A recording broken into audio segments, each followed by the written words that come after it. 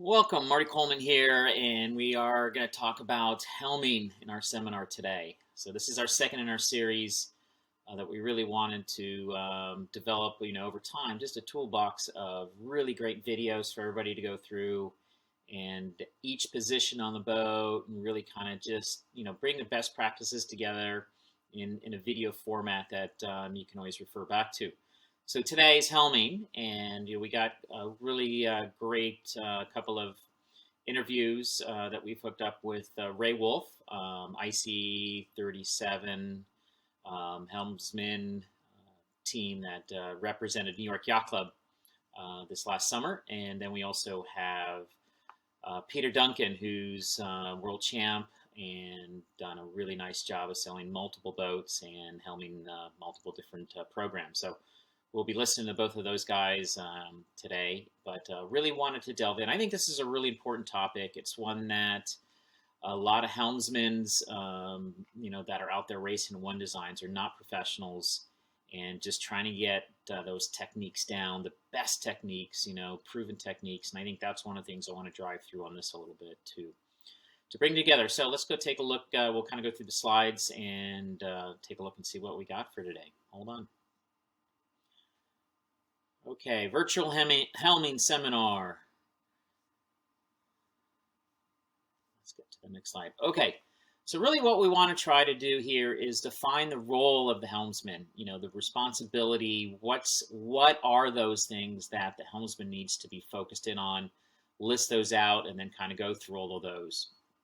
And then we're going to talk about the technique of each of those roles and those key responsibilities of getting the boat around the race course.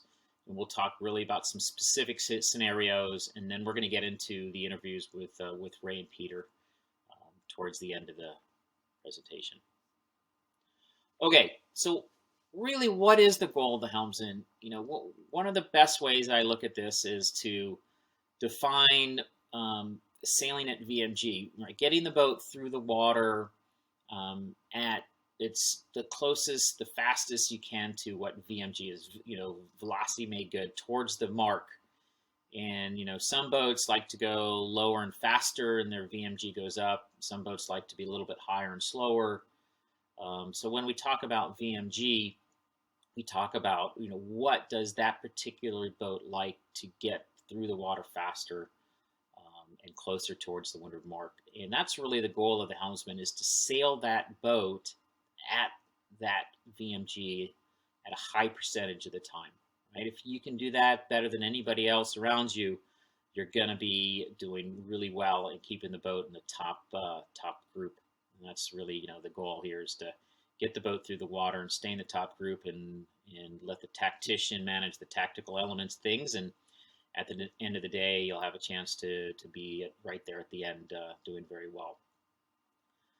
What else? So keeping the boat going fast, tacks and jibes, right? We want to be able to tack and jibe the boat and, have the shortest time amount under VMG. And I think that's really, the sea state, and we'll talk a little bit more about that and delve into it, of what makes for a good tack and a good jibe. Tight leeward mark rounding, I think, is the number 3 important thing a helmsman can do, is give the ability to be able to go straight and give the tactician the ability to go straight out of the leeward mark and, to be able to at least get to the next shift or to get by all the other boats coming downwind. But, one of the other things we'll talk a good amount about is the leeward mark rounding. It's very important. And looking at a lot of the data, the Hydra data, where we take all the analytics off of different boats and compare them, and we can watch mark roundings and the impacts of good ones versus bad ones. It really has a major factor on the race course. So very important to be able to execute a proper high percentage exit out of the leeward mark is very important. We'll talk a little bit about ducks and lee bows, which I think are a little bit important, especially ducks, and trying to be able to optimize those when have to. And then just kind of the close maneuvering is really, if you take these chunks, this is really what the helmsman needs to be focused in on and try to execute to be able to consistently do well across the race course. Okay, first of all, I want to talk about just the position of the helmsman, and I think it's very important. You can see here, this is a Meldish 32 team and that we had down in Miami. We did a season with the junior program, these kids, and it just was a very great experience, and they did a really nice job. But you can see here, Morgan's got the tiller. She's got it down low, close to her knee, being able to have good control where she can push the tiller and pull the tiller at a great length, and just trying to find a very comfortable, um, you know, level. There's really two types of steering, right? You got, I think the people call it the frying pan and the microphone. The frying pan being a little bit more down low, closer towards your leg, and the other one being kind of across your chest.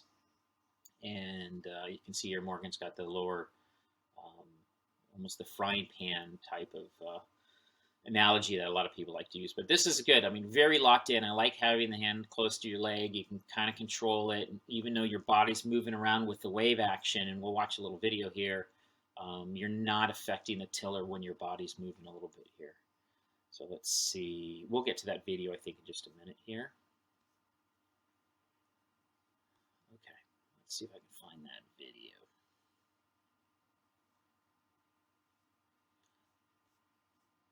Let's see where I put it down here. Here it is. Let's just watch this video here. Okay. Open this up, and then we'll get to this diagram here in just a second.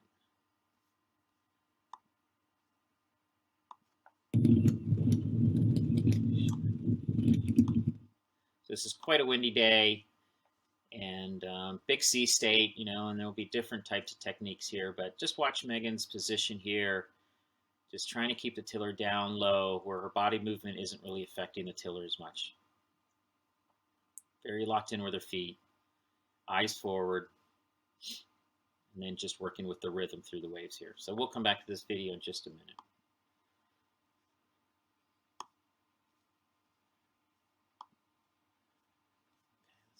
Here. Okay, so that's the helming position. So now let's talk about the sail VMG. And what does that mean? Well, each boat really has what's called target boat speeds, or the polars for the boat. And you know, the polars take a long time to develop. I think the FAR 40, when it first came out to where it is today, the polars are at almost a knot faster going upwind than they were originally. So that's just the polars, you can really get a sense from a lot of the sailmakers. That's what the, you know, when you have the tuning guide, you know, you'll be able to get some polars and your target boat speed. And, you know, the J70s, you know, going upwind, you're somewhere between 5.8 and 6 knots. And even 6.2, sometimes you can 6.1s. So the development over time is very, very important. And, you know, I think who's responsible is really, there has to be somebody that helps define what those target boat speeds. And if you look at teams that are doing really, really well, and, you know, whether it's, you know, IC-37s, any of these boats, J111s, you're always trying to find what that target boat speed is. Are you going too fast and too low? Or are you going too high and too slow? And that just takes time. It takes time sailing against other boats, and to really decide where that VMG number is. And it's something that you just got to work with, you know, the sailmakers and the team that's the speed team in the boat to really try to make that happen. And we work really hard with the main trimmer being really the key person, because they really control a lot in the boat. And I really do feel that the main trimmer is the one that's helping, along with the jib trimmer and along with the helmsman. There's a communication path that has to happen there. And depending on, you know, the sea state and all those things that happen in there, really need to have good communication of, hey guys, I think our target right now is 7.2. So let's get up to 7.2. Let's keep the boat at 7.2, not 7.4, 7.5. If you're going too fast, you got to trim harder, trim the jib harder, trim the main harder, keep the boat up on the wind a little closer until you get back down to that 7.2 number. And then if you fall below it, 6.8s, you know, how quickly can you get back to 7.2, your target number? And then once you work on your target numbers, how am I doing with the boats around me?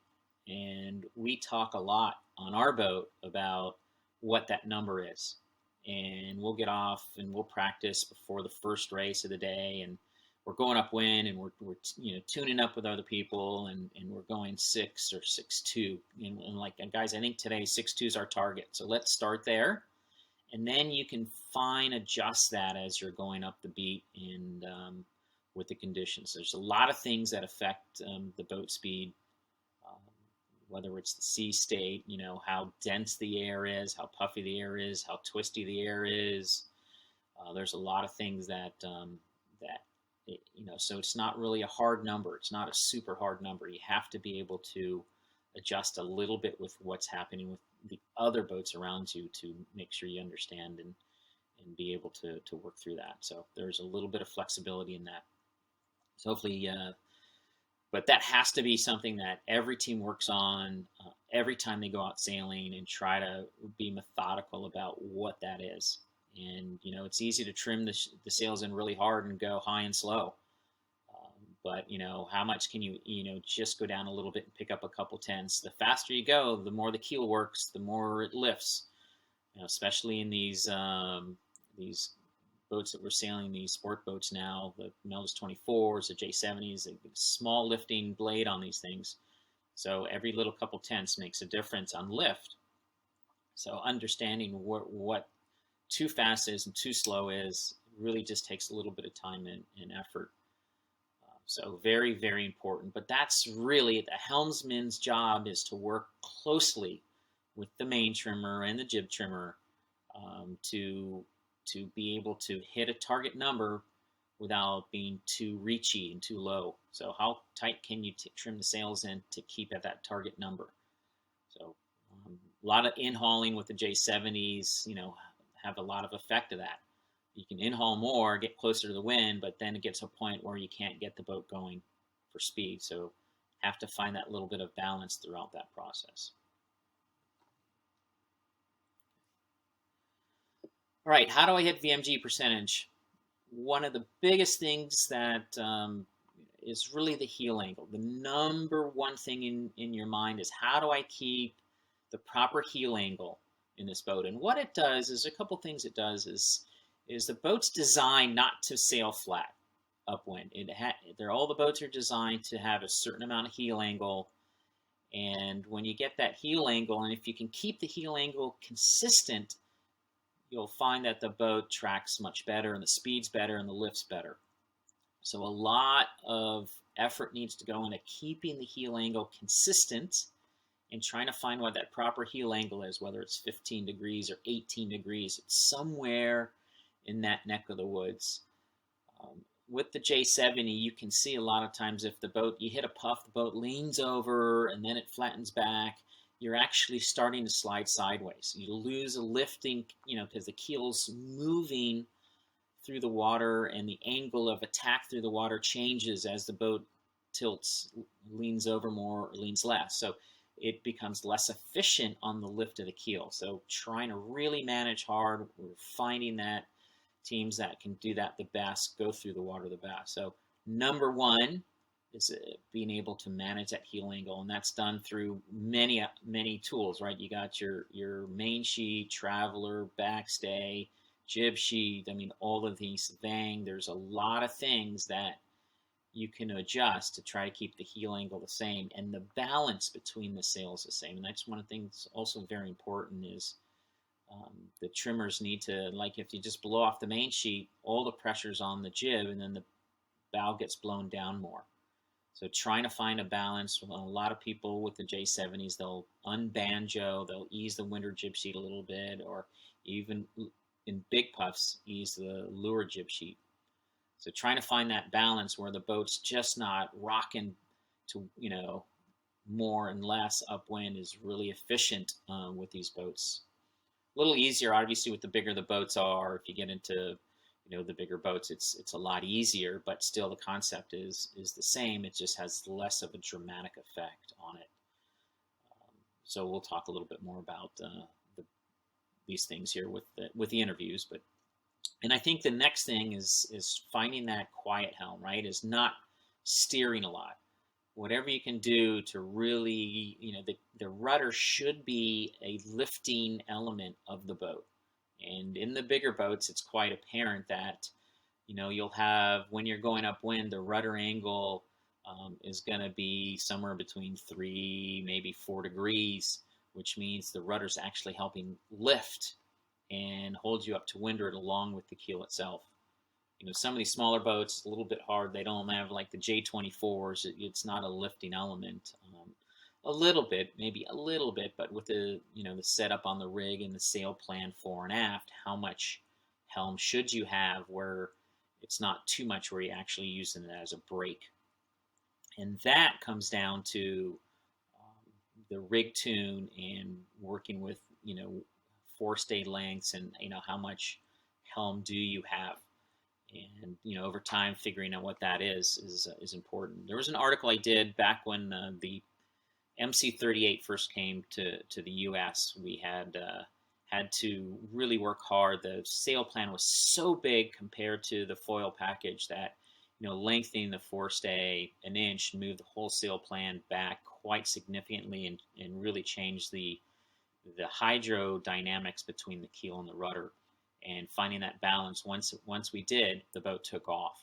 And that's a boat that told you quickly when it wasn't right.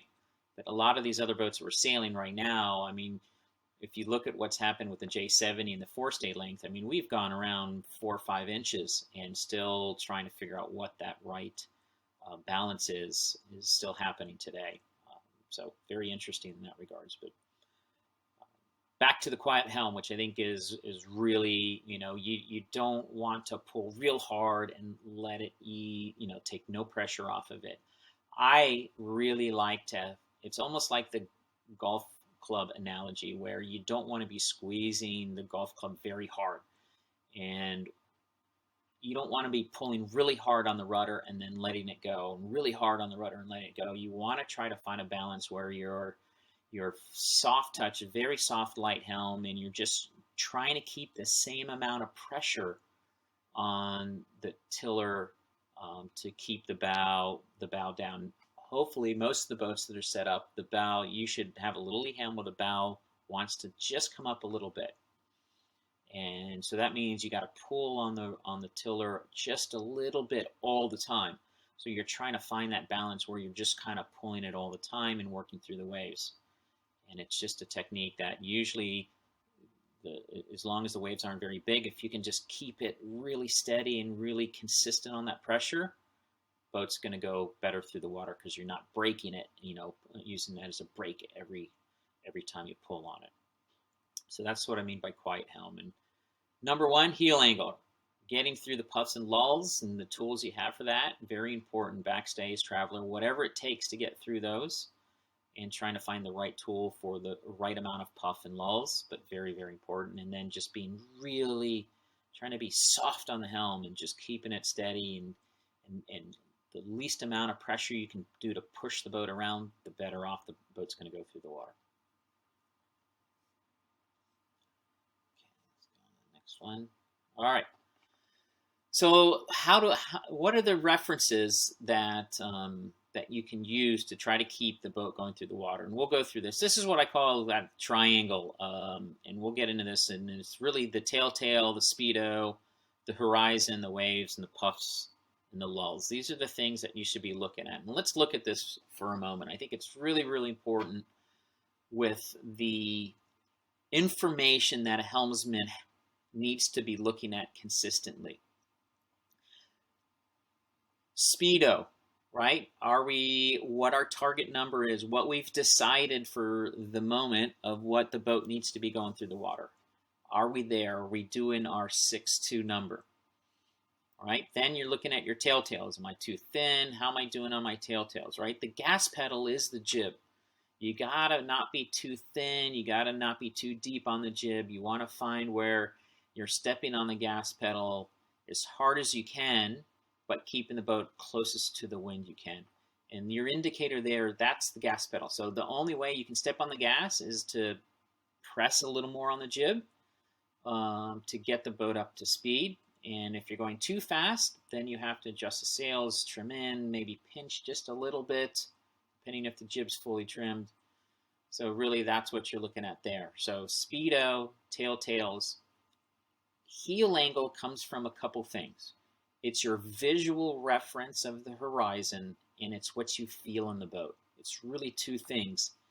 And trying to find a balance. We used to, in college, we used to use blindfolds. We'd put a blindfold on and go sailing. And it really made you think a lot about what are you feeling in the boat and how does the boat feel, and trying to find that heel angle. And you can do it. You can do it in every boat. You know, you're going to be heeling at 15, 18 degrees going upwind, hopefully, unless it's super light. And that's what you're going to be wanting to feel. So there's a feel element to it to find that right amount. There's the horizon element, that between the forestay, I like using the reference of the forestay across the horizon. And in some of these instruments these days, the newer ones have the heel angles for the smaller boats. Bigger boats have it. But still, it's hard to look at a speedo, a heel angle, and the wave state and the puffs, and we'll get to that in a minute. So really trying to feel it and have that visual reference and your body reference really is what you're looking for there. And that's one of the things we talked about earlier is the most important. So trying to find that heel angle and keeping the boat heeled at that same angle, whether it's a luff or a puff or a lull, getting through that. So the helmsman can see the speedo, can see the tails, can see the heel angle, and then now the next thing is the waves. They can see the waves, and in this scenario we'll go through, you can see these are quite big. You're going to have to steer through them a little bit, and I think that's very thing that once the waves start, and Peter Duncan will talk a little bit about this more as the sea state comes up. You got to be able to steer on some of the big ones. You want to come up the front just a little and then down the backside. You don't want to go just straight off the backside and actually have the bow blow down to leeward, because then what? It loads up more and it leans the boat over more. So trying to find that little bit of cycle where you can come just up the front of it a little bit, and just when it slides off the top onto the backside, it goes right to that wind angle on the jib that's not too deep. And we'll see that just here a little bit in this scenario. We'll go through. But okay, and then after the sea state, now you can still see the puff and the lulls. You can still see the puffs and the pressure will come in. There's somebody on the rail calling it. So you know that if it's a big puff, you're going to have to pinch maybe a little bit. You might have to push the bow up a little bit so the boat just doesn't lean over and skid out and then kind of slide back down again. So you want to be able to punch it up a little bit in the big puffs to keep the heel angle the same. And with the lulls, there's not much. As long as you're pressed on, as long as you're where you should be on the jib, the lulls, you're going to have to adjust the sails to get through the lulls, as long as you're not pinching. So the puffs are the ones, the big ones, you can push the bow up and take the bite out of it a little bit. Not a lot. You just want to take a little bit of a bite out of the puffs and still manage the sea state and the heel angle. So let's go back to, we'll watch this video again. I'll watch just a little bit more of this, okay?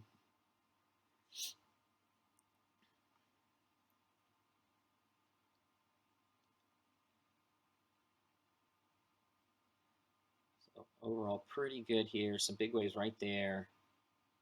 Just fine. It came down the back a little bit, which is good. Just a little bit. Got tacked on up here, which is also nice. Not. All right. Little ease on the main sheet there. It's blowing pretty good. I mean, main's breaking up a little bit here. All in all, just smooth. Just a little push up there, yeah. See, we got another wave coming in here. Up the front, down the back a little bit. Just a little bit. All very good. Concentration on helmsmen, long term, very, very hard. I mean, all they're doing for hour and is total concentration, making sure that you eat. A lot of helmsmen don't eat and drink enough and stay on top of it, and you see the brain fade after a while. And it's one of those things. I think it's important to always stay hydrated. Even though you're not dehydrated, drink and eat. Keep your mental focus up long term, because a couple races a day. I mean, it's 3, 4, it's 5 hours of 100% concentration. Okay, all right, let's move on to the next. Okay, let's talk about tacking. I think this is one of the things, a couple of techniques, depending on the boat, we can go through here a little bit. Whether you tack in front of the tiller or behind the tiller, and then we got a wheel, and then when do you cross the boat, and the rate of turn, and kind of that exit angle, which is that landing pad. When does the boat stop and land on the other side? And so let's go through. I got a couple of videos here that we can go through. Let's take a look at this. Let's take a look at this one. This is a CNC 30. And what I want to show you here is the turn rate and the tiller movement here. So let's just watch this one a little bit here. Not very windy, pretty light day here.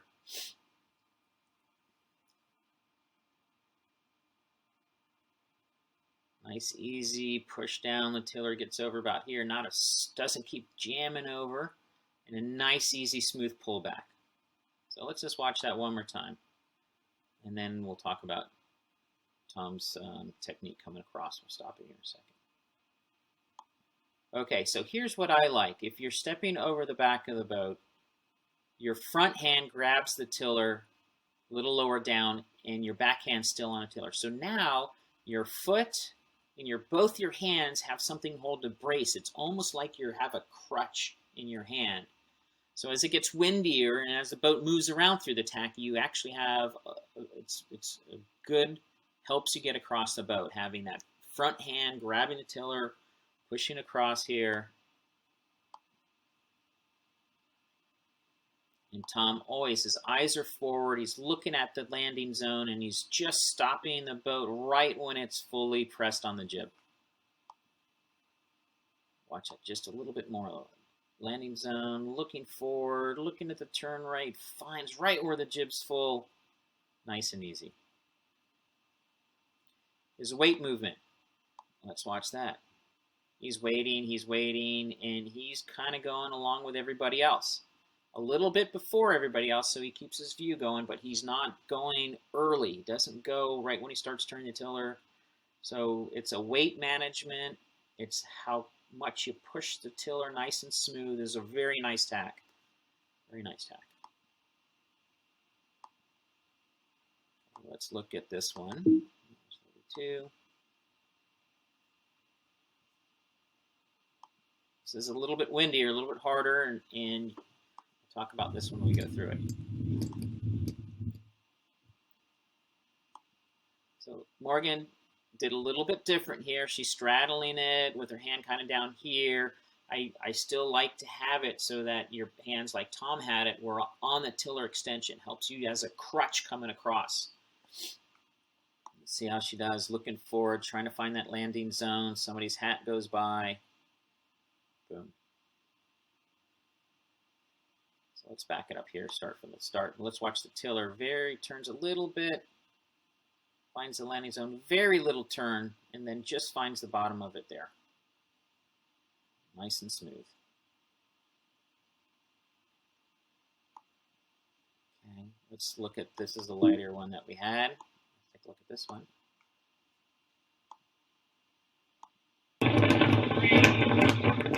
Sounds windy, but it isn't.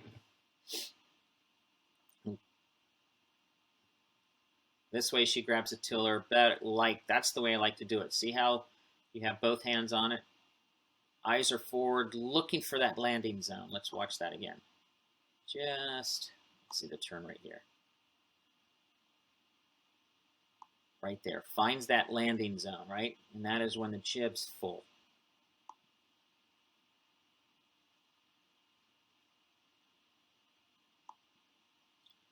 Okay, let's look at, what have we got? Let's look at this one.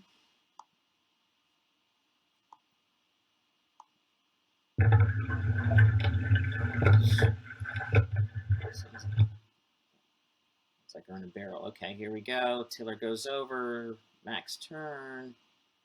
Go in front, pause. So let's look at the technique here of going in front. Coming across, and you kind of push the tiller behind you until it straightens up right there. And then I make my transition while I'm watching the front of the boat, while I'm watching the jib, and sit down. So I found my landing zone, down. So the tiller movement, let's watch just the tiller movement. Push, push, push. That's max turn right there. Nice and easy. Weight still to leeward. And then when I decide that I want to start turning the boat less, that's when I go. You can see as I come across, the tiller will start to go back to center line.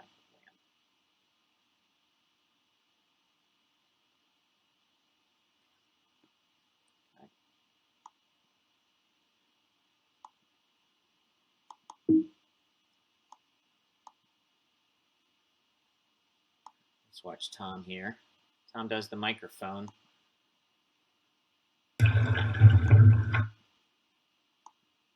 Okay, tiller's down. Weight's right. His weight's still down, coming across, and he's turning just. See how the tiller just starts to straighten up there? Still got his eyes forward, and then finds it. Bam. So he's actually able to correct it a little bit. You can see here he kind of stops here, and then pulls down a little bit more, and bam. That's what you're looking for. Nice and easy. All right, let's take a look at a wheel. Swan 42 with Paul Zabitekis on Impetuous.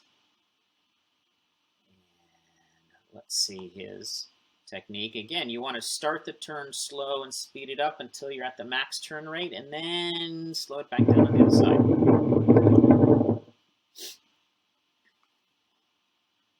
I believe this is Key West, which we all wish we could be back at someday.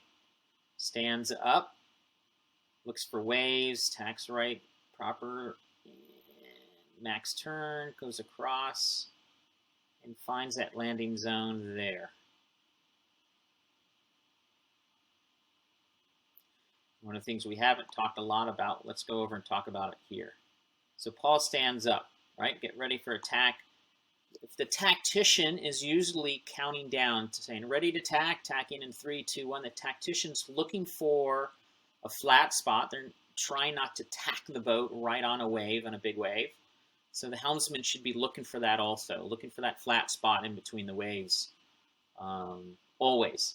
And whether it's the tactician that's calling it, but that needs to be part of the repertoire. Obviously here, and this is a very flat day, but as it gets windier, you're looking for, you don't want to tack in those super big lumps. Okay, let's go. All right. Jibing, let's talk a little about jibing. Jibing, and again, it's the tiller in the front or tiller behind. And I think it depends on the boat. Bigger the boat, the more you're behind, because you got to cross farther. And I think that's why grabbing with your other hand and having a crutch, call it the crutch as you cross, really helps you on the bigger boats. On the small dinghy boats, you're just really kind of just basically sit on one side and it's a spin over to the other. You can go in front very much. And in the jibe, it's really the same thing. It's your turn rate, and trying to find the wave. Very important when these planes boats, the tactician's looking at, you really want to turn the boat down a wave like you're surfing it, and jibe and turn the boat, and if it's windy enough, you'll stay on the wave. So trying to find the wave bait and surfing down is very, very important. Now the symmetrical versus a sail. So symmetrical is really, it's not much of a turn, right? You're downwind, you're closer to big downwind, you're just letting the boat kind of come around, and so the turn rate is very, very little. And the wave movement is very, very little. Asymmetrical, on the other hand, is really dramatically different. And let's take a look at that. Let's show you the impetuous jibe here first. Here we go. Right? And this is what it is. Again, Key West, I believe. There we go. Let me try this.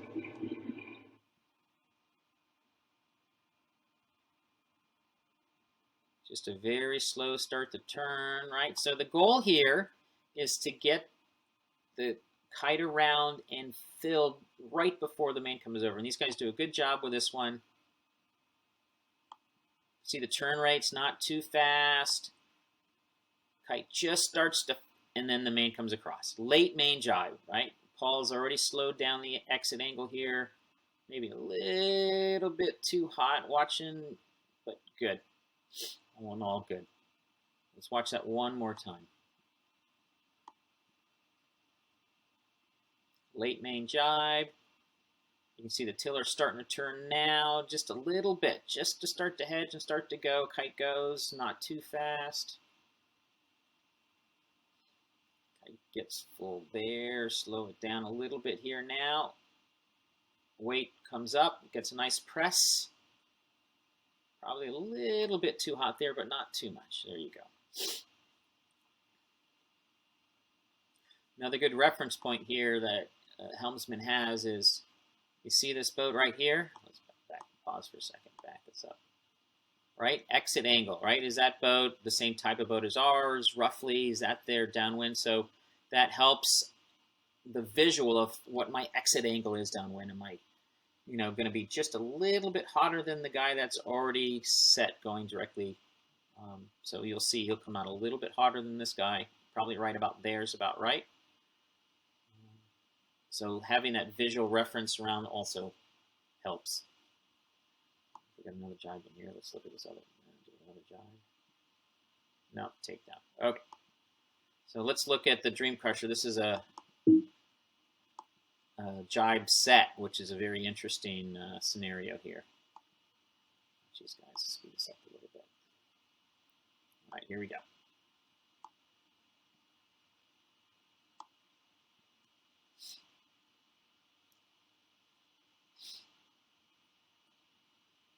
See with the turn rate, jibe set going to be a little bit slower to let things kind of happen. You don't want to be super speedy because the kite's got to come all the way around the forestay and make it all happen. So we'll watch here. At the offset, and the kite should be going up. Kite's going up. You can see that, and the clue should be starting to come around. The helmsman's starting to turn, watching the spinnaker as it comes around. You can adjust a little faster if things are happening quicker. If not, a little bit slower. Oh, no, this is a set jibe. I'm sorry. I was thinking of a different one here. Okay. All right, now we have just a normal jibe happening here. Kite's full. Tactician calls for a jibe. And it's just a nice turn rate. Watch this turn rate here. Almost too fast, just almost a little bit too fast there. Would have slowed it down a little bit. You can watch here. I always like to watch the kite, right? I'm watching the ease here as you're turning the boat down. Kite's rotated out now. Probably slow it down just a little bit right there. Turn rate right there. Letting the cheat catch up to it just a little bit more, holding about on just so you can see that little, the luff of the spinnaker right here. So this is what the helmsman's watching, right? He's watching the front of the kite now. Can I continue to rotate quickly or slowly here? Still, oh, it's almost collapsing. I'm going to slow it down just a little bit. Just a little bit. They catch up to it. Really nice, actually. Fills, and away we go.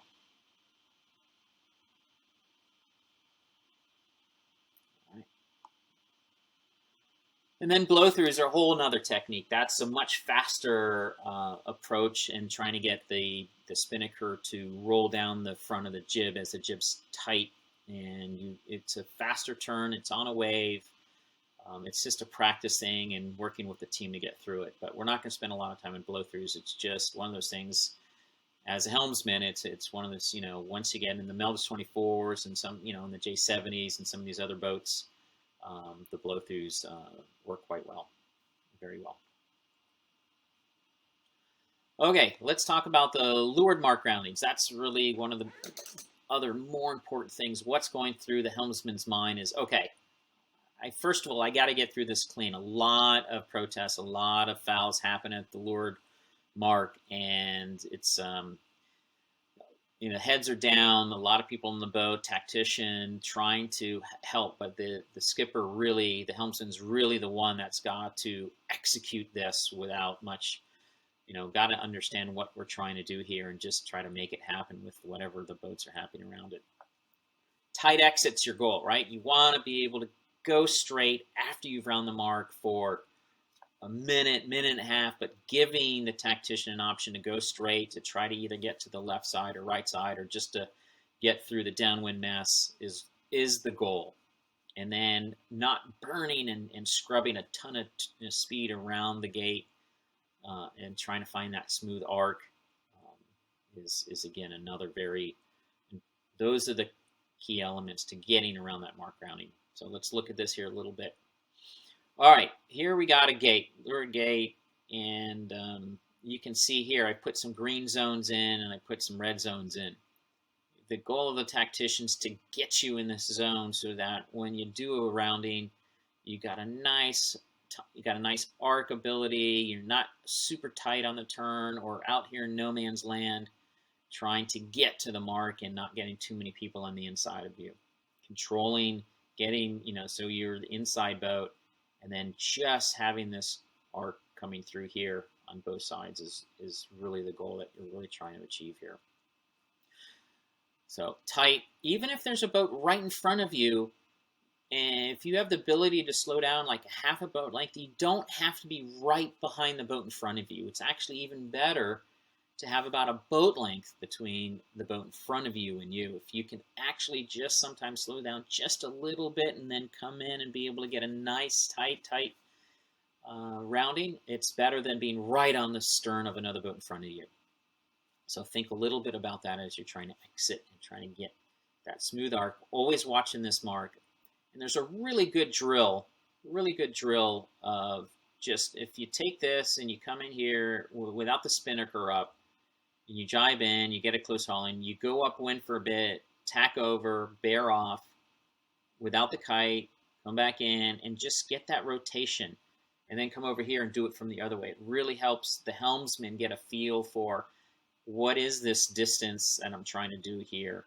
When I'm coming downwind, am I pointing, a boat length away, a boat length and a half away, and getting comfortable with that, not too wide of a turn and not too tight of a turn, and just getting comfortable with that. So really practicing those leeward mark roundings is very helpful for the helmsman to be able to execute that.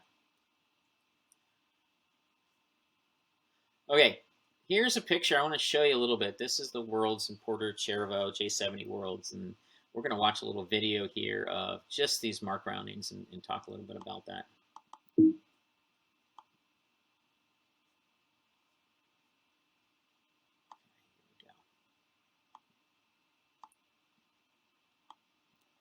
Okay, you see the leeward mark here. Top boats here around pretty easily.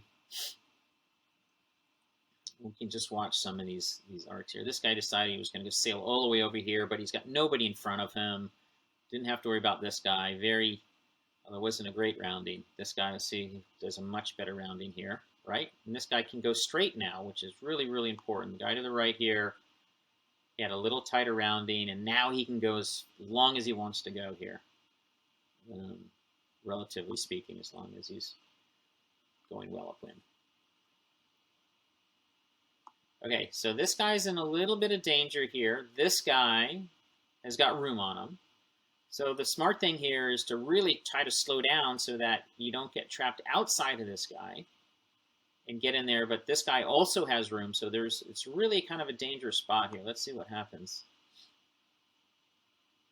See, he's going to be outside. He just would have waited a little bit more. He could have been behind this guy and probably even been up in, but there is some danger there with that other guy. But look, this guy, I would call that not a very good rounding at all, and this guy's going to be in front of him. This guy, super early takedown. Even though I'm super early, it's pretty windy. It doesn't show. I mean, we're all ripping downwind. It's probably blowing definitely in the teens. Let's put this up a little bit, get a little more excitement down here. I don't know where this guy's going. Jib's not out, kite's not down, he's in the no man's in. Okay, gonna be pretty interesting, a lot of boats here. So this guy, right, he's gonna just, this guy doesn't have overlap down here, the left gate. He's gonna come in, if he's smart, he just slows down a little bit so he gets right in behind this guy here. Came in too much, right? So now he's super hard, super slow. But that's what you're looking for. Let's back that up. I think that's a really good example of, we're watching this guy right here, the left gate looking upwind. Okay, he's got this guy that he's going to go forward, but if he slows down or stays a little bit wider here and not curve so quickly in here, he'll give himself the ability to be, see, he has to duck him now. Now let's watch these guys over here to the right. 1, 2, 3. This guy, let's back this one up too. This is probably a good one over here too.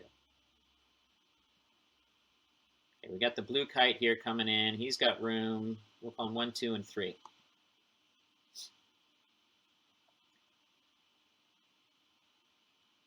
So 3 has to, right, give everybody room. 1 goes around, 2 is going to give, so 3 is going to be fine. They're going to have a nice, this guy was wide, this guy's a little bit tighter, and then this guy's goal is to be super tight right there. And give him a chance to go straight. Nicely done. This guy, you know, now he's got to either attack. Now he can't attack because of this guy. This is a really kind of bad scenario, but look at the traffic here. Look at this guy. He has to go past this guy, and he lets 1, 2 boats inside of him. Let's watch that one. That one was really crazy. But this is what the helmsman needs to be thinking about. How can I give myself a little bit of room? We kind of came in late there. This guy doesn't have room is the problem. And this guy's wrong, so really kind of screws it up for everybody.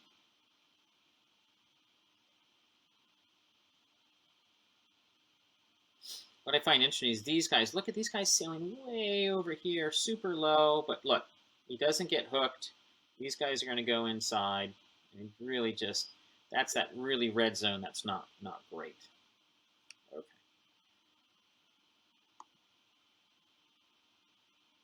Okay, ducking. Let's talk about ducking. Regular, there's really 2 types of ducks, right? Regular, which is an early duck, so that when you are crossing the stern of the starboard tack boat, you're back on the wind again. You're on the wind. You're not reaching past their stern. And then the late duck is a defend. So if you think that the guy on starboard may tack right before you get to him, the way to defend it is do a late duck. Just wait, and then do the late duck. It makes it harder for the starboard tacker to duck or to tack right there and really hurt you. So let's look at that. I did a little bit of a diagram here. So this line here is the early duck, so that when you hit the starboard, you're back on the wind here. Where this track is reaching down, crossing a stern, and then ending up, you end up being lower when you finally get the boat back up on the wind. And so try to practice both of these. But this is the one, is to find when do I come down and when can I get back up, so that when I'm at his stern, I'm about a foot away, but I'm on the wind. So lots of practice. There's a good practice drill, 2 boats. You just do ducking drills and tacking drills, and it really works out quite well. But the helmsman needs to get a good feel for what this is and how soon do I have to duck so that I'm back up on the wind and I'm touching and I'm going right by the stern of the boat. Needs to be practiced quite a lot for each different types of boat. Okay, and then the last one is really just managing close quarters. And I'm not going to really go into that. And I think that's just, you got to be able to do lee bows. You got to be able to get in there and just feel comfortable of what you can do and turn the boat and to make it happen. And it just, that's one of the things that just takes practice and time and communication with your team to do. And coming in on port on the windward mark like here, it's just really crazy. And being able to pull a lee bow off without fouling. And so that's one of the things just need to be comfortable doing. Okay, well, let's go through these interviews that we have here. Let's see. Okay, so I have Ray Wolf, so we'll pop this one up. It's a video and audio, so we'll. Hello there. We today we're doing a little interview with Ray Wolf, and the topic. What do you got? What are you drinking there, Ray? Just coffee. Just coffee. Coffee. Well, it is the afternoon, so you never know anymore. When These happy days, hour, absolutely. when happy hour starts, for sure. All right, so the topic for today is helming and best practices and things like that. So in this seminar, we just gone through, a bunch of things, but we really wanted to sit down and talk to you and your experiences. So let's go and talk a little bit about that and some of your successes and, especially recently with the IC-37s. Talk a little bit about your experience helming and stuff like that. Well, I just wanted to say thanks to Hydra Sailing for having this discussion. It's awesome. While we're all trying to figure out what to do, and we can't go sailing, but a little bit of background. Been sailing all my life. Raced in college at Rhode Island, Go Rhodey Ram.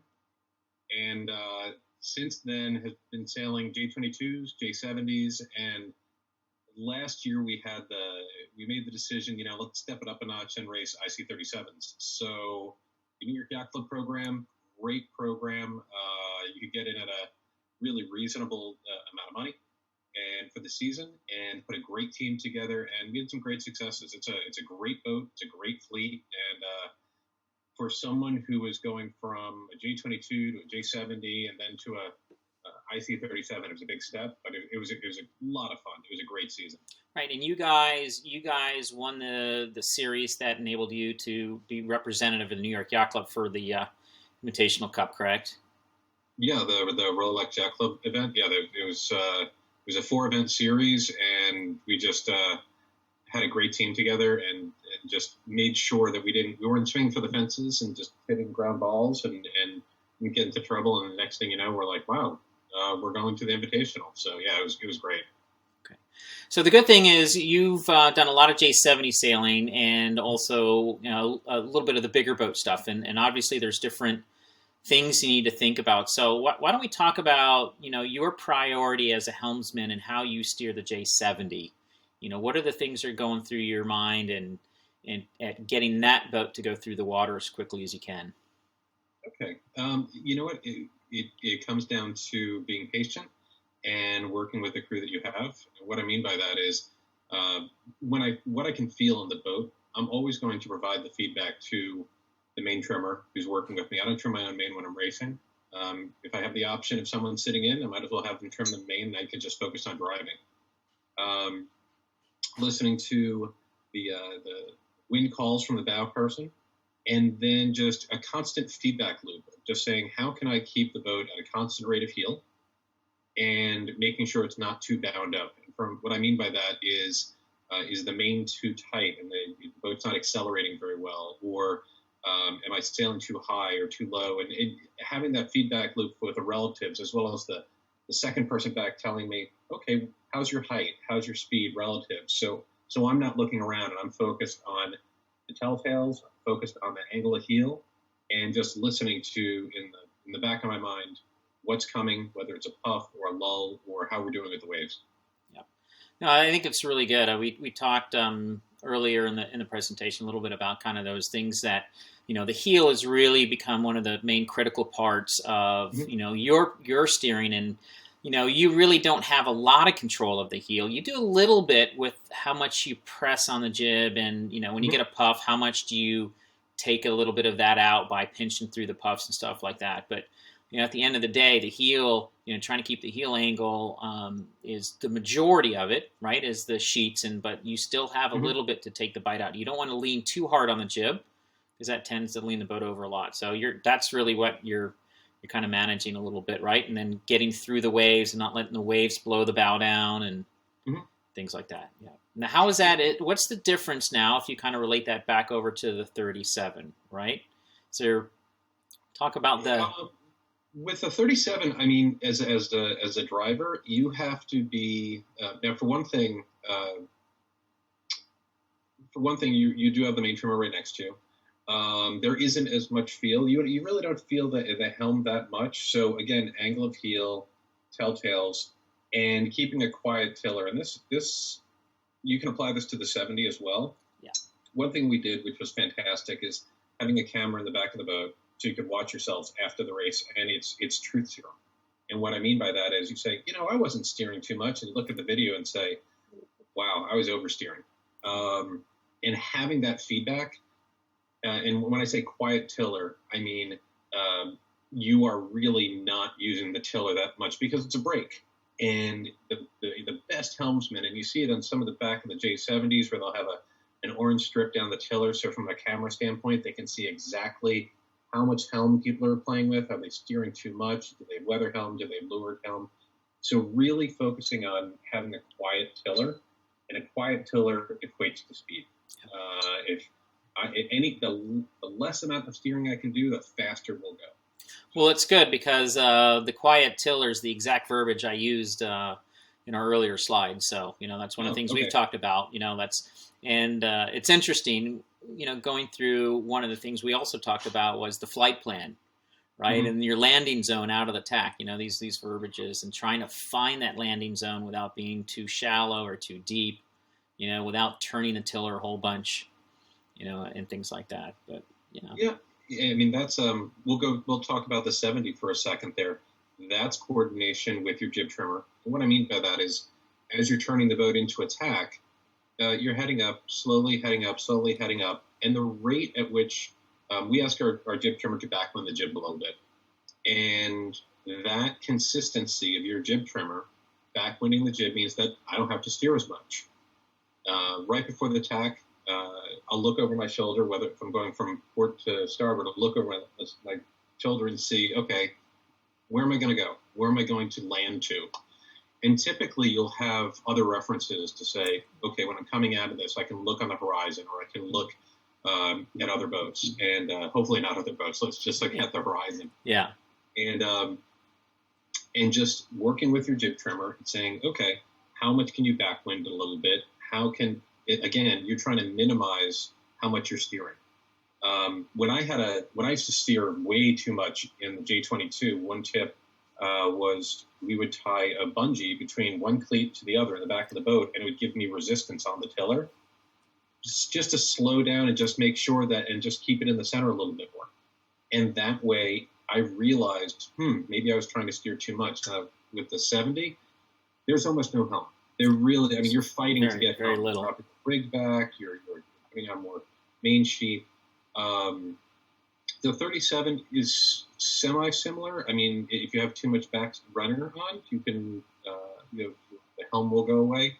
But getting back to that landing zone comment, you have that landing zone, okay, if I can consistently come out at the same angle, then my crew know how they can roll, how they can get to the other side, and they're not, they can really press on it on the rail, and you'll accelerate a lot quicker. It's that coordination and just constant feedback in a positive way, saying, we try a little bit more of this, a little bit less of this, and then if something's perfect, say it's perfect.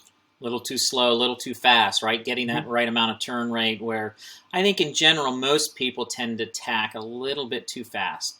Rarely do they tack too slow. And I think that if you're faster is better, and we're just going to get there. But I think there's a medium ground where you can just turn it's not like jamming the tiller over and jamming it back. Mm-hmm. It's trying to use the less amount of tiller and pressure against the rudder, so it kind of floats through the tacks a little bit more. That's great. It's worth it to just take your hand, and if the boat's going along, and just feel, if you turn your hand sideways, how much resistance there is, and then look at the size of the rudder and go, wow, that's a lot of, I am really slowing the boat down. If this is just my hands going a little bit sideways, what if a whole rudder, J22, J24, 70, at J105, the rudders are huge. Yeah. If you, anything that you can do to minimize steering in those boats, oh my gosh, it's money. Yeah.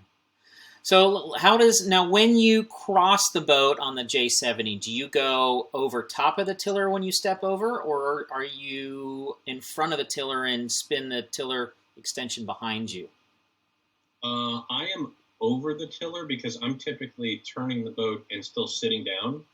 So I'll help roll the boat as I'm doing it. And then if I do it that way, then you really can't oversteer if you do it that way. Yeah. If you go in front of the tiller, you're almost asking to oversteer.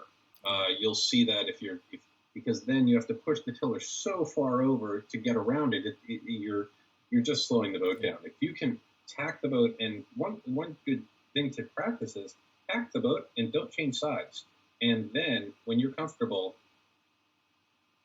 step over the tiller, and then you can get used to, okay, the boat's not going to fall on me, and I'm not going to fall off. That's another thing you can try to do as you're getting going. I mean, every college sailor, you tack, you roll over, and you don't cross the boat until the boat's nearly on top of you. Well, if you can do the same thing in a 70, and you're rolling with your crew, you're watching when they're going, and you can all go at the same time, it's pretty impressive. It's what money. The acceleration is. Well, but still not much different on the 37. I mean, if you can still go together, I mean, it's the same thing. Just the feel of it is a little bit less, but you still want to try to do the same thing. And there's much more distance to travel, crossing the 37, which can be challenging, I bet.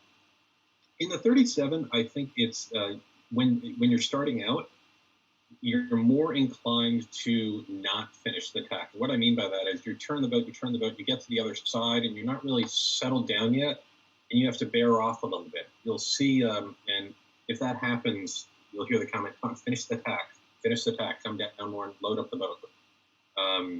Early on, we would see that and just would have to say, okay, what is my exit angle? Let's really work on the exit angle. The other thing that's very noticeable is on the 22, on the J70, I mean, you're tacking through, I don't know, maybe 85 degrees, 80 degrees. Yeah. The 37, the IC30, the Novus IC37, you're tacking through easily 70 degrees, and it changes where you need to look and where you think you're going to end up. For a tactician, it's very difficult for ley lines to get used to. And from a helms person, trying to figure out where that exit angle, it does take some practice. Yeah.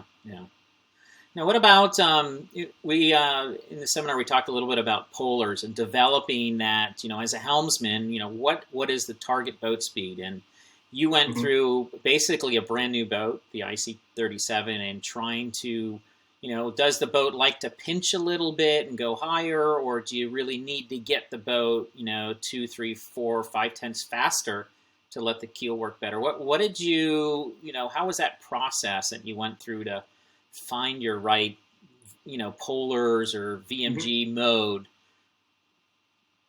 Well, you know what? First things first, we started off with we weren't going to be smarter than the computer or the polars that they came up with, and we said, okay, let's just start with those and see how it goes. And what you'll find is upwind, the lighter air, it is a much broader sailing boat than you think. And a lot of teams just sailed way too high. They sailed like, wow, let me pull the in haulers all the way in and move the track. There are no in haulers, but move the track all the way in and sail really high. It's a pretty wide boat. It wants to get going. And what we found was the boat itself had 3 transition modes going upwind. You had the mode where you had people forward into leeward, and I mean really forward, getting the back end of the boat out of the water. The second was, okay, the boat just started going again. You have a couple people starting to hike, but the fact is it's not fully powered up. And then the third was, as soon as you would move people behind the helms person and the tactician, that's where you could really power up the boat. And all those two other stages were really based on where the stern wake was. Ken Reed came out and Mike Marshall came out. They said, look, you watch that, and if that wake is smooth, you're good. If it's close, if there's a curl going back to the boat, move forward a little bit. Yeah. And you'd want it almost just touching, but not really. And so that forward and aft movement. And the reason I mentioned this, we're talking about driving, but that had an amazing effect on how the helm felt. And really trying that out. If you get into a new boat, try moving forward and aft to see how it affects the helm. We did that with in some training for the Naval Academy, helping the U.S. Naval Academy with their Navy 44s. Yeah. And with the helmsperson driving, and we had the whole crew go all the way to the bow and see what the helm does. Have the whole crew lift to the stern and see what the helm does. And then have the helmsperson tell them where just right was. Where was the Goldilocks setting for weight? Yeah.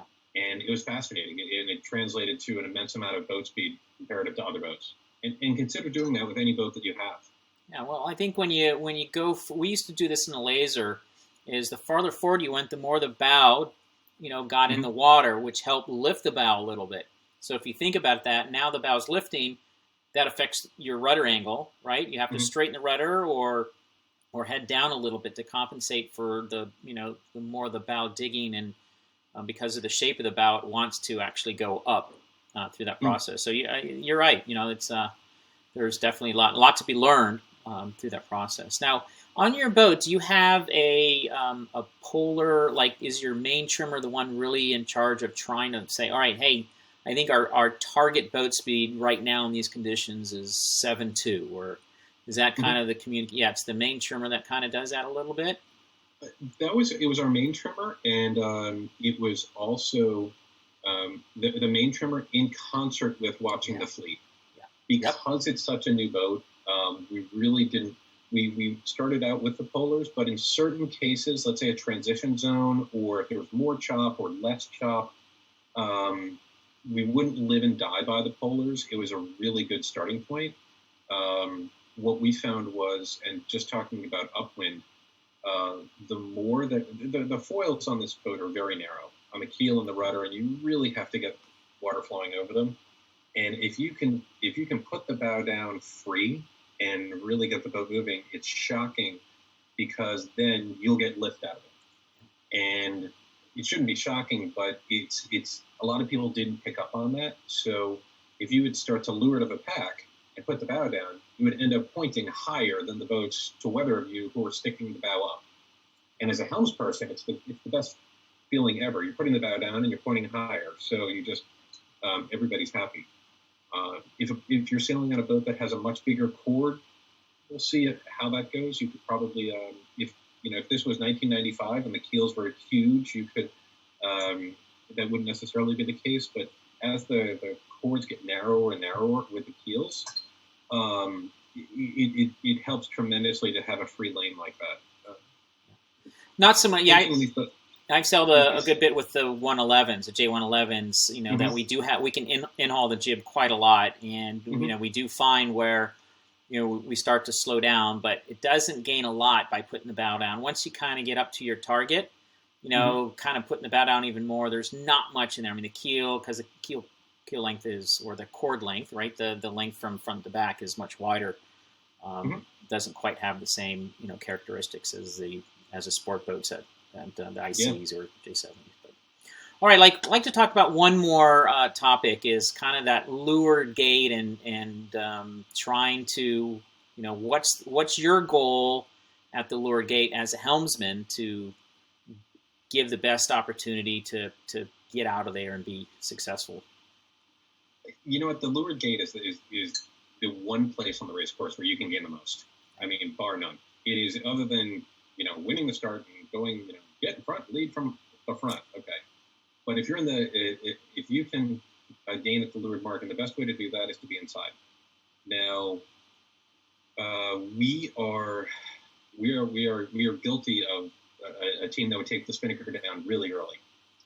And two things for that. The spinnakers were huge, and we, just needed to button up the boat and get ready for upwind. And secondly, it gives, as a helmsperson, more maneuverability, either slow the boat down or speed the boat up to get inside. Yeah. What does that do? If I have a clean exit from the leeward mark, I've set up my tactician for options. They can either tack, they can go straight. If I'm on the middle of a pack of a rounding or on the outside, not only you're pinned, you're in bad air. It's a double whammy. Yeah. And we would really take the spinnaker down early. I mean, to the point that, and I think I mentioned this another time, that we would have this call that, when taking the spinnaker down, if it's going down and everything's great, everything's great. If things aren't looking, or kind of suspect, because it's a monstrous kite on the 37, I would yell Omaha as the helms person. Omaha. What that Omaha? Isn't that Brady? Brady's the Omaha guy, isn't he? That is not. No, I thought that was the Colts quarterback, but yeah. Well, he's a Buccaneers quarterback now. Yay! He's not Buccaneers. Yeah. It pretty much meant everybody stop what you're doing, cleat off what you're doing, run forward, help with the spinnaker, and get it down below. Because if we don't turn that corner, it doesn't. I can't turn the corner with the spinnaker wrapped around the bow. Yeah. And secondly, it's something that it's a priority to say, look, the jib trim. I don't care if the jib trim's perfect if we're dragging the kite over.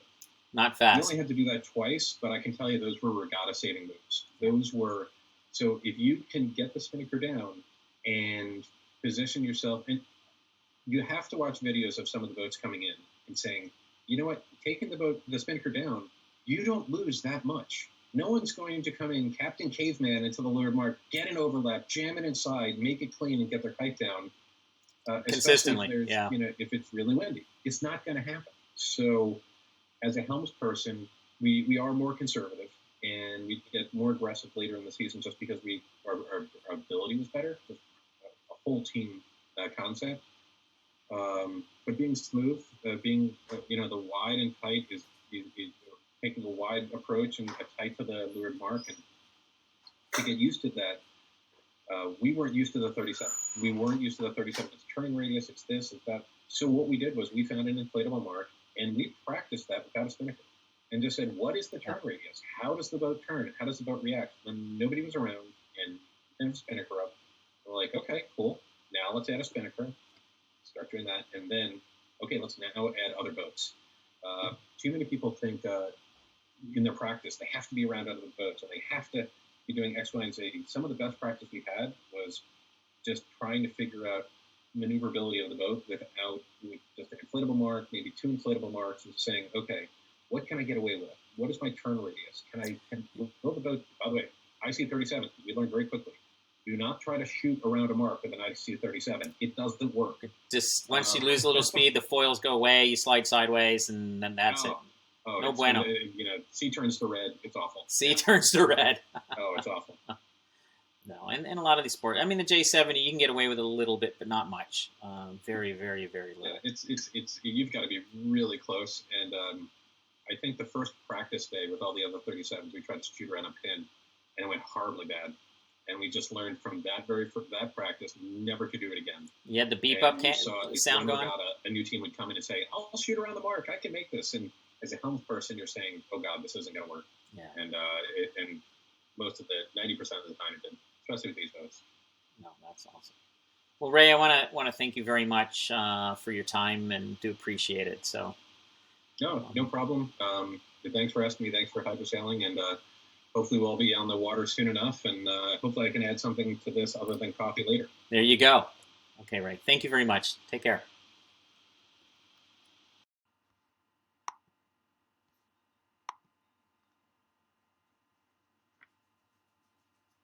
Okay, Marty Coleman here, and today I have a very special guest that's joining us, is Peter Duncan. And Peter, how you doing? I'm doing great, Marty. Great.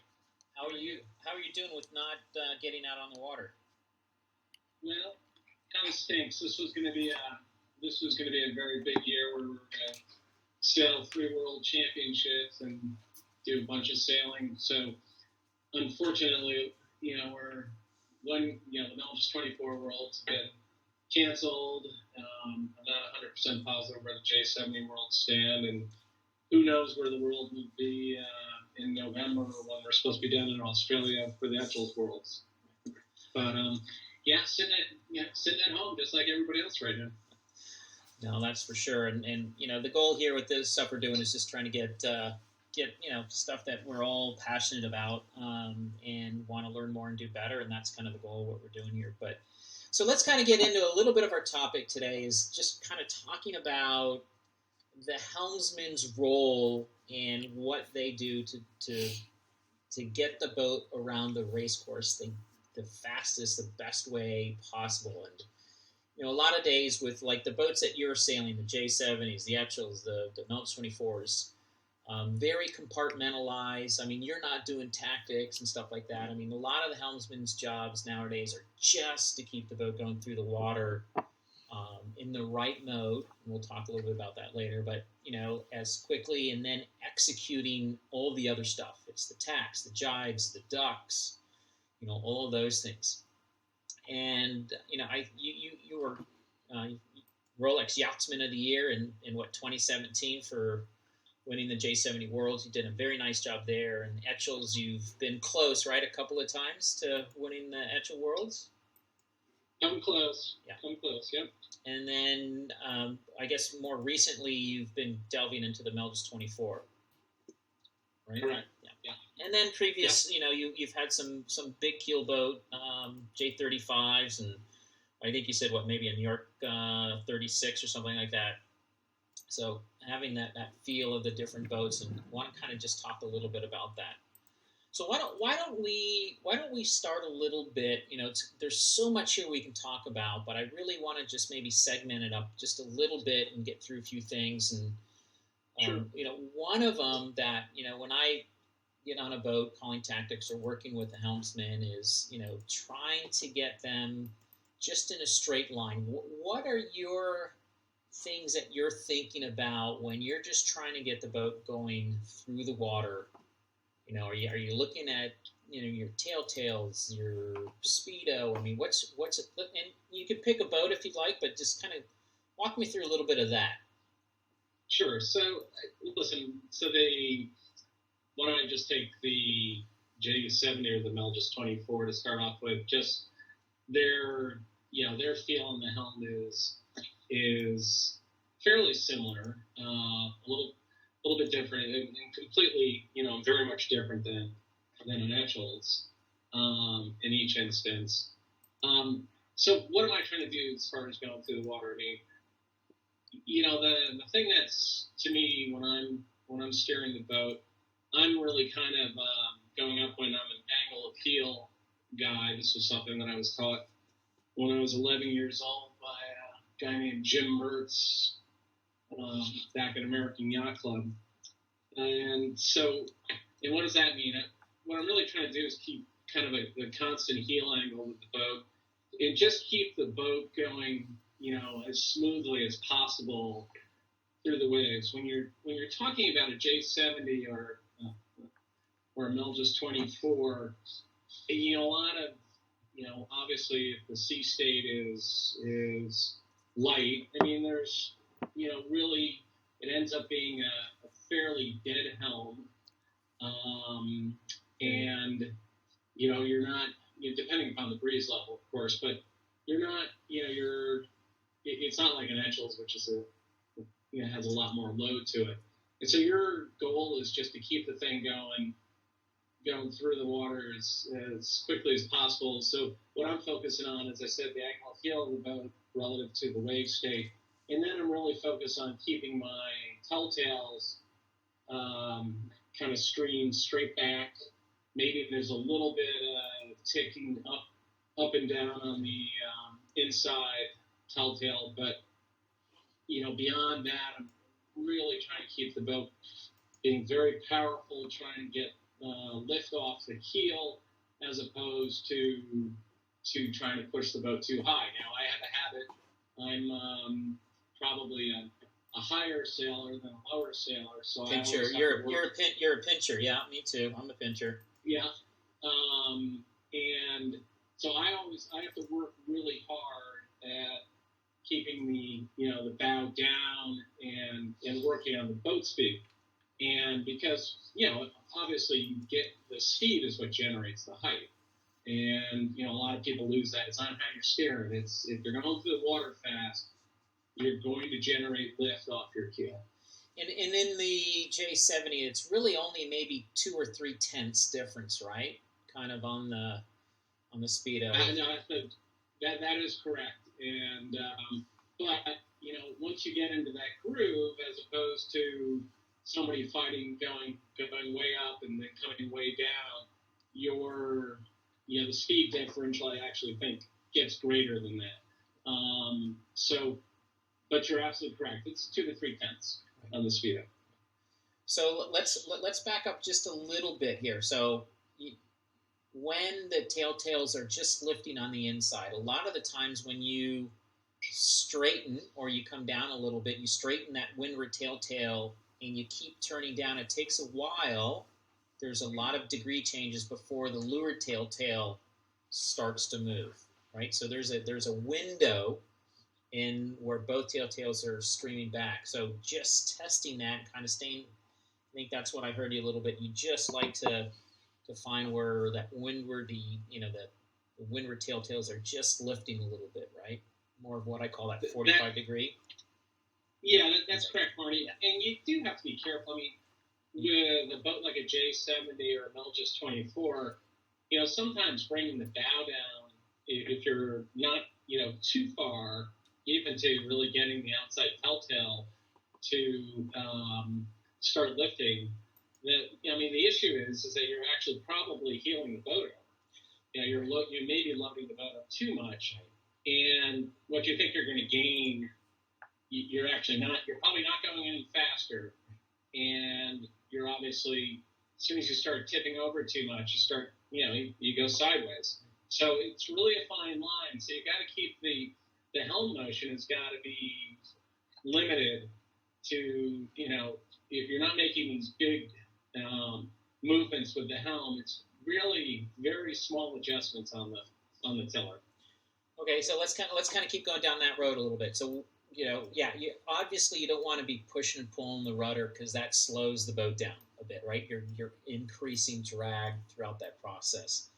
But as the sea state starts to come up, how do you manage now when the waves are getting big where you really start to fall off the top of the waves and slam into the bottom of the waves? Is there a technique that you use there a little bit to get through the big ones? Listen, you're definitely, whether I'm a big believer in trying to keep the helm as steady as possible, but you're obviously going to need to adjust the helm to figure out the sea state, and sometimes your best move is to, in advance of hitting the waves, is making an adjustment as to what the cleaner path is. So when we're really sailing in big breeze, I'm looking at the wake state probably even more than the telltales, just to make sure that I keep the boat going through. And it's okay. You don't have to try to miss every wave. Some waves you just have to smash. And meaning that you just have to go right on top of them, chop through it, right? Chopping wood, and just plow through it, because you can't get around everything. Yeah. And I think when I originally started sailing with J70s, I had a lot of helm movement when the breeze was on, and I don't think that's I really think that's a bad thing. You still have to keep limited helm movement, maybe more than you would in a softer sea state, but the idea of really trying to sail around things and moving the helm a great deal, I don't think works. I think it's slow. And yeah, well, which I think naturally, but the 70 tends to be a little bit overpowered. Like puffs tend to lean the boat over pretty hard. Yeah. So this is, and you started it where this is like let's go back to the start, which you had referred to, and I didn't really talk about. Yeah, everybody on board our boats have jobs, but it's the communication that affords the ability for the jobs to work. So it's my job to let the guys know that are trimming the sails, when we need to ease the sails and such. And we tend to, in the J70, use the main sheet more than we do the Traveler when the breeze is on. Yeah. We try to keep the Traveler pretty stable. But the main sheet is working, it's really a relationship between myself and the main sheet trimmer that makes the boat go its best. And, and occasionally we're, when the breeze is really on, we're easing the jib, we're clearly letting off the weather sheet, just to make sure that we're not tipping over the boat more than we need to. It's everybody's got to be working and thinking that way. It's just not hanging the weight over the side, because you're not going to get around the course very quickly if you just do that. No. So on the Melgis 24, you have to trim your own mane, correct? Yeah. That is correct. Yeah. And how do you, now on the 70, do you have somebody trim the mane for you? I do. Yeah. Absolutely. Yeah. And so we have the person whose life's in is trimming the mane. Yeah. And how's the difference? What's your kind of, once you've sailed enough with your main trimmer, your communication, like you said, gets better, right? So it's just a matter of learning that communication and what the boat needs to get through those conditions compared to the 24. Absolutely, but it's also, and the communications go beyond just, my load on the helm. It's communications from the rail as to, big puffs coming. If you can anticipate in advance. Sometimes you need to steer through these things, but sometimes you really have to, pinch up a little bit through these large puffs just to, keep going through it. So it's a combination of a lot of things going on. A little bit of steering, a lot to do with the main sheet, the J70, calls from the rail as to puffs, potentially some easing with the jib, just to keep us going in a straight line and not having these exaggerated turns up and down. Yeah, which goes back to your primary of keeping the heel angle as relatively steady as you can through those transitions. Right, and you were asking about the difference between the Melgis 24 and the J70. Well, the Melgis 24 just in and of itself is a stiffer boat than a J70, and so it's a little bit, actually, when the breeze comes out, it's a little bit more under control. Still have a lot of stuff to do. Now, a lot of the really good guys in the Melgis 24s are adjusting their traveler, actually, more than they adjust their main sheet. The main sheet, in my mind, is obviously the quickest adjustment. So, depending upon the breeze conditions, how big the puffs are. If it's going to be really puffy, I think you need to figure that out because you get a much faster reaction off the main sheet than you do off the traveler. And I would bet, because of the geometry of the J70, vang sheeting, where you can ease the jib, ease the main sheet, and you got enough vang on where your rig setup has to be tight enough so you don't lose the forestay. So the criticality of main sheet easing in big breeze means you got to have the rig right. If it isn't, then the minute you ease the main sheet, the forestay gets loose and it goes down a little bit, which makes the problem worse. So having 100%, and so because of smart guys like you and the guys from North, Judd Smith, we actually have these numbers to go to, so it's just from sailing and working. But it's it's important. Again, that's the interesting thing about sailboat racing. There's a lot of different things that are going on that need to be addressed. And I think that's what's important when we're just talking really kind of two boats here between the Melgis and the J70. I think that's what's really important too, is understanding, like in the Melgis, if you ease the main sheet, it's not like you have the same vang sheeting element like you do where the rig's just right. It's got shorter spreaders, so you really lose the forestay a lot more on the boat there by easing the main sheet than you would on J70. And that's why I think I agree, and that's why I think the really good guys are really trying to do it with the traveler. And I do agree with that. I just think sometimes it gets so breezy, you just have to do what you got to do. Well, sure, and trying to hit one of my taglines here on the front of this seminar is going to be, what VMG, right? Getting the boat through the water as quickly as you can through your conditions. How do you do that? And, each boat is going to be different, and that's where you got to rely, whether it's a VX1 or, it could be, anything. Really important to understand what the boat likes and doesn't like. and that's important to know the rig settings and really making sure you understand the differences. And I think when you look at the J70 versus the 24, you do understand that they're how you treat getting through the wave state and the puffs and the lulls, and what tool you use to get through it is kind of important. But no, that's great. Oh, absolutely. The J70 stuff, just, from that point of view, because once you set the rig, that's what you're sailing with. That's it. And so you don't have that added ability to, adjust your uppers and lowers as you're racing. So when the breeze drops off and you're set up for big breeze, you got to figure out how you can get power. And, that's really a lot to do with your trim and backstay and all that sort of stuff. Okay. I mean, we haven't talked much about the backstay. Obviously that's kind of a critical component in these boats as well. And so that's another tool when the breeze comes on that affords you the ability to, without adjusting the main sheet or the traveler, to a little extra backstay, continues to allow you to go forward because it opens up obviously the top of the main, and you're not tipping over as much. Now, is that something on the J70 that you end up doing in conjunction with your main trimmer, or does your main trimmer try to do both the sheet and the backstay if needed, or? It depends. If it's easy for me to grab it, I'll do it, but it depends upon where he happens to be sitting at any given time, depending upon the, kind of the sea state that we're sailing in. If it's sliding further back, he's going to do it. If he's a little bit further forward, I can do it.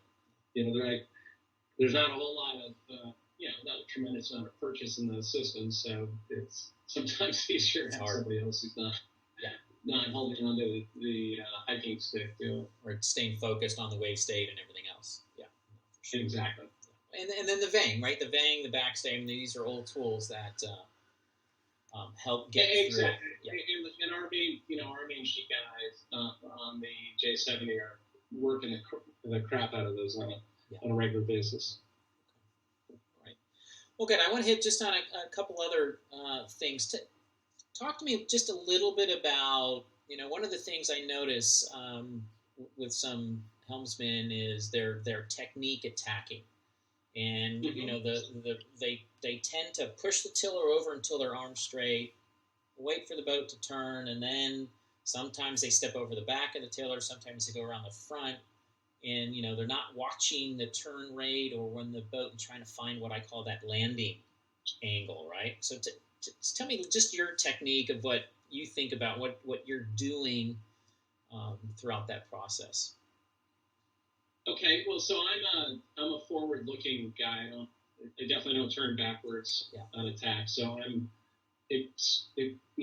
exchanging the hiking stick kind of behind my back. I probably if I have a fault with attacking, sometimes I go into the tacks too slowly and then make up for it by coming out of the tacks a little bit too low. But it's really, I'm much slower on the front side of the tack. Then we're turning, and just trying to gauge how far you turn the boat to end up coming out of the tack, so you're not coming out too low. I like coming out with a lot of power.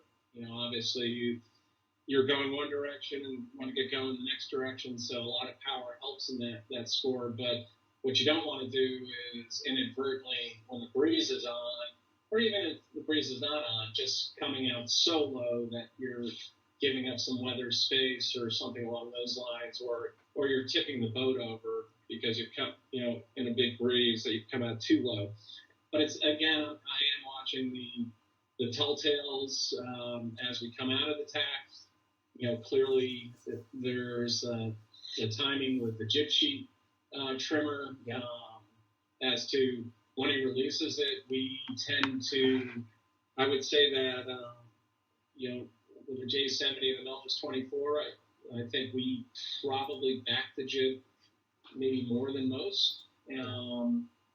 And so, which is helpful on the second half of the turn, but you have to be a little bit careful because it can really pull the bow down a bit, right? Yeah. It can pull the bow really far down, make it very tough to come out of the tack smoothly. So again, that takes going out and with your team and practicing, and before events, we try to do all this side by side sailing is great, boat speed, that's really good, but you got to take time to do a lot of tacks, take time to do a lot of jives. And I think most of that's best just doing that by yourself until everybody on board gets, feels comfortable with what they're doing. And even if it's just right before, if you don't have enough time to practice before an event, but get out early the day of the racing and do a little bit of that in advance. Do some tacks, get the chute up and down a few times. It's always very helpful. Okay, what about, just real quick, how about the lee bow coming in, and do your tacticians just say, hey, go ahead and just get a close lee bow on this boat and let you execute that maneuver? Yeah, so, there comes a certain point in time when you're steering, it's that you've got to be the one who's in charge. Yeah. You can't be talked through that stuff. And,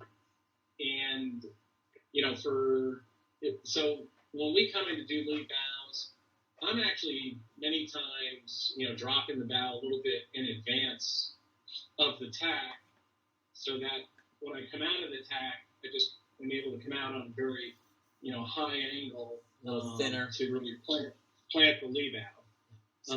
So, and it depends. I mean, it's, how close is it going to be? Are you going to be, just bow forward, or a half a boat length forward? Kind of adjusting where you want to be. Most important thing is to finish your tack and get the boat up to speed as quickly as possible. Yeah. Clearly, if you've lee bowed, hopefully you have space to leeward, so that if you need to build speed, you can press a little drop bit the deck down and do that. It's really that is on lee bows and certain mark roundings and things. They really are on the helmsman, and the helmsman has got to pay attention to what it is that you want to accomplish. Now, we're not there yet, but I mean, it's depending upon at the weather mark, we were making a decision whether we're going to come out set high, whether we're going to go on the trip, get on the train and sit there. Is there some reason or opportunity or desire to jive? We're trying to talk about that stuff in the last little bit of the weather leg, if we have the opportunity to. Sometimes you don't, and so probably in the instances where you don't have the time to talk about it, maybe less is more, and so getting on the train until you figure out what it is that you want to do. Setting going straight, or just making sure there's always those communications. Well, the tactician's trying to figure that out, hopefully, and we'll make that call before, somewhere before the offset, because you kind of set yourself up, right, as, it's got to be 100%. And that, again, that's really on the offset for, sailing these boats with the asymmetrical chutes.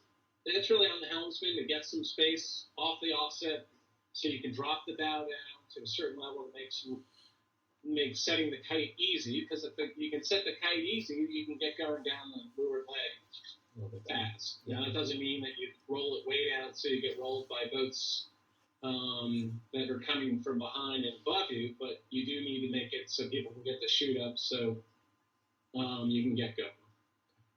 Well, you mentioned, so the leeward mark, which, to me is one of the most important, I look at a lot of the data when I run the Hydra analysis with the trackers, and it just amazes me how much is won or lost at the leeward marks. And, trying to make sure you got an exit where you're not to leeward of the boat in front of you, where you can go straight for 30 seconds or a minute really makes such a huge difference. Tell me a little bit about I think you said earlier, it really kind of comes down to the helmsman just executing that process. So maybe just talk a little bit about that. So again, hopefully we've figured out our game plan. Again, hopefully we have been able to figure out the right gate to go around. The correct gate, yeah, right. The correct gate, yeah. The one that's Might be it's weather, or maybe it's the right way for the ship. However, I actually come to the conclusion that a excuse my French, a shitty rounding around the correct gate is maybe worse than an excellent rounding around the wrong gate. Yeah. So, it obviously depends. And you do, again, the whole team needs to talk as to what's the game plan. You're right. If you can extend, coming out of the leeward mark for 30 seconds to a minute before you need to make a decision, that's fine. But again, you have to see where you're going to be on that mark rounding, and you have to know what you're going to do. If you're going to set yourself up to tack immediately, that means maybe you don't come out as high on the mark rounding, so you're just building a lot of boat speed so you can tack. But my general hope is to, coming into a leeward mark, is to try to get myself like a boat length of distance between the side of my boat and the leeward mark when I'm going past it before I turn up, because that will afford me the ability to be right next to the mark with a very smooth arc. Yes. Yeah. A smooth turn, so you're building speed constantly. Now, listen, that's easier said than done, depending upon where you are and how many boats are around you. But again, this is just something that you can find a mark, even a government mark or anything, before an event, and just circles. Come into the chute up, take the chute down, make these turns. It's just the more of that stuff that you're able to get done, the easier it all becomes.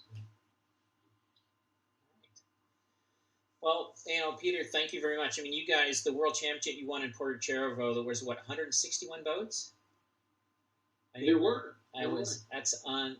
I was there for that event, and that was pretty impressive fleet. It was 2 fleets. I mean, the starting line was, I don't even know how long. It was ridiculous. But you guys did a nice job there. And it was a bit windy. You guys sailed very well consistently through that. I mean, I think the biggest thing that we had to do in Puerto Cervo, we haven't really talked about it, was kind of our jives. And, keeping the, in the big breeze, keeping the rotation to a level that, we weren't doing them too slowly, but not coming out so hot and high that you'd get knocked over. Because a lot of boats, had some difficulties when it was blowing really hard there. We were lucky that year because we did the Europeans over in England, and I think it blew like 30 every day on the event, or at least that's what it seemed like. And so we learned to sail the boat in heavier because we had to survive. Obviously, the leeward marks are really important. Just doing your jibes is really important, especially lot to be lost, right? Yeah, you're losing boat length. You're losing boat lengths when you're not back up to speed. Oh, and listen, in plane conditions, you've got to be able to go from one plane to the other plane immediately. Otherwise, you just get killed. At 3 to 4 extra knots of speed is a killer. So do you guys in those kind of, do you do the blow through jibes, or are you a furl jibe, unfurl kind of guy in the JC? So lately we've been more blow through jibes. Yeah. But I think if it's really blowing hard, we have sometimes tended to furl the jib. It's just one, a little more conservative. It's a little more conservative, and if you stay on your bottom and not on your side, you're generally a lot faster as well. Yeah. So, generally, yeah. Now, how about But I will say, sometimes having the jib is also a good thing because it helps keep the bow down on the exit, yeah, out of the jibe. So it's a fine line, and again, just spending a little time with your team and finding out what's most comfortable. And it's a little easier to blow through jibe on the 24, right?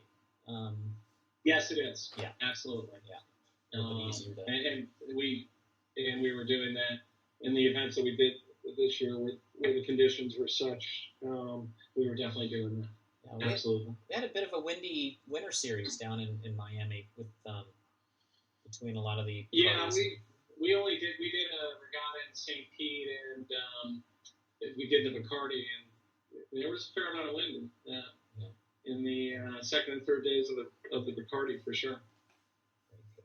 Well, hey, thank you very much for your time. I really do appreciate it, and this is just such a treat to have ability to talk to you and get your thoughts on how you get the boat around the race course quite well, and looking forward to see maybe not 2020, but 2021, seeing you guys out there again. Well, we look forward to it as well, Marty, and so stay safe and be well. Great. Thanks, Peter. Thanks for your time.